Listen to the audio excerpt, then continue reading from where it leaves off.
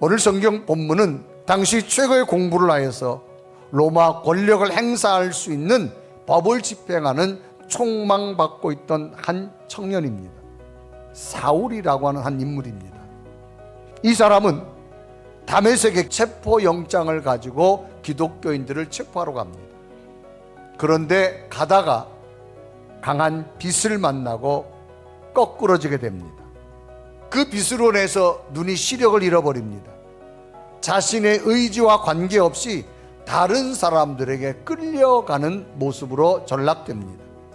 어떻게 갑작스럽게 이런 일이 일어날 수 있을까? 하나님은요, 첫째는 멈추게 하셨어요. 사울은 분명히 자신이 가야 할 목적지 다메섹으로 가야 됩니다. 그런데 갈 수가 없게 멈추어진 겁니다. 하나님께서는 초자연적인 방법으로 사울을 멈추게 하신 겁니다. 우리들도 삶을 살아가다 보면 도저히 이해되지 않는 일을 만날 때 있습니다. 어떤 방법으로 생각해도 지금 되어진 일이 이해가 안 됩니다. 그러나 지나고 나면 하나님의 계획하심이 있음을 깨닫게 되어집니다. 그러니까 하나님은요, 하나님의 방법으로 멈추게 하신 하나님. 여러분, 멈추라고 할 때 서십시오. 두 번째로 하나님은 바꾸시는 하나님이십니다. 사울이 가야 할 목적지는 다메섹입니다. 그런데 하나님은 초자연적인 방법으로 이 사울이 가야 할 목적지를 하나님이 바꾸어 버리신 겁니다.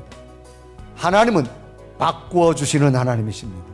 근심과 염려가 기쁨으로 바꾸어질 줄 믿습니다. 절망이 희망으로 바꾸어질 줄 믿습니다. 이게 하나님의 능력으로 바꾸어 주시는 하나님이에요. 세 번째는 공급해 주시는 하나님입니다. 사울은 하나님의 능력 앞에 더 이상 아무 힘도 없는 무력한 자가 되어진 겁니다. 그래서 사도행전 9장 9절은 기록합니다. 사흘 동안 보지 못하고 먹지도 마시지도 아니하니라. 초자연적인 능력으로 사울을 거꾸로 들으신 하나님이십니다. 그러면 왜 이렇게 하셨을까라고 하는 거예요. 하나님은 그 사울을 하나님의 사람으로 쓰시려고 하나님께서 이렇게 하셨다는 겁니다. 그리고 이제는 사울에게 새로운 힘을 공급해 주셨는데, 그 힘이 뭐냐? 하나님의 영이 임하여서 오히려 이제는 담대하게 복음을 전하는 자가 되어집니다. 멈추시길 바랍니다.